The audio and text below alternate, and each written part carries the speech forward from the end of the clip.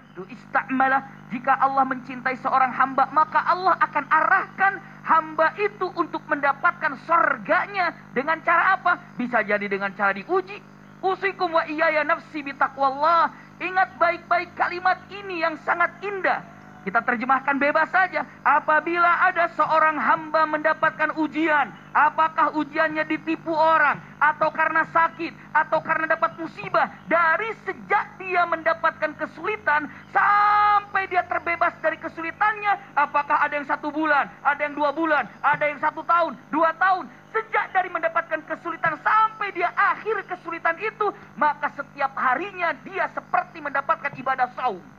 Masya Allah, ibadah puasa. Jadi bisa jadi orang itu tidak bisa mendapatkan sorga. Karena apa? Karena sholatnya. Bukan ternyata. Bukan karena hajinya. Bukan. Karena sodakohnya juga bukan. Tapi karena apa? Karena musibah yang didapatkannya. Usikum wa iyaya nafsi bitaqwallah. Bahkan orang itu kelak di akhirat akan bicara, ya Rabb, kenapa nggak diperpanjang saja musibahku? Kenapa? Karena indahnya setiap hari pahala puasa.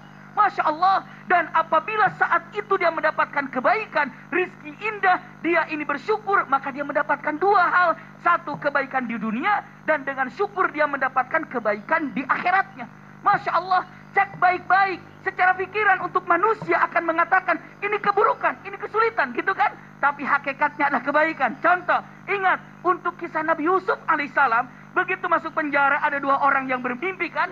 1 orang diartikan kamu akan mati, akan dipancung. Yang 1 lagi kamu akan jadi di samping raja. Karena apa? Karena diartikan mimpinya demikian.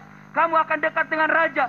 Tapi punten, kata Nabi Yusuf, kamu yang akan jadi bebas dari penjara. Nanti begitu sampai ke raja, sampaikan kalau ada seorang yang terzolimi di mana di penjara, maka tolong punten, dengan mengatakan sampaikan kepada raja kalau ada orang yang terzolimi.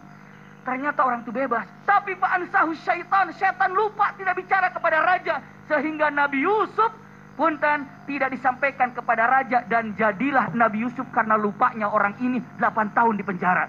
Gara-gara lupa. Secara pikiran, aduh kasihan 8 tahun di penjara ya gara-gara orang ini lupa. Tapi tidak, lihat kejadiannya. Rajanya mimpi. Dan akhirnya raja itu menyampaikan mimpinya. Lalu akhirnya orang ini ingat, oh kan ada Nabi Yusuf. Lalu dipanggil Nabi Yusuf. Dan Nabi Yusuf oleh raja itu dijadikan penguasa Mesir. Keluarlah. Coba kalau tidak lupa, Nabi Yusuf bisa saja keluar dari penjara. Lalu bilang kepada bapaknya selesai. Tapi Allah punya cerita lain dengan cara belum waktunya. Nanti kalau sudah waktunya, engkau akan menjadi raja. Itulah kenyataan yang indah. Sesuatu yang menyakitkan pasti ada sesuatu yang indah di balik itu. Wallahu a'lam. Masya Allah.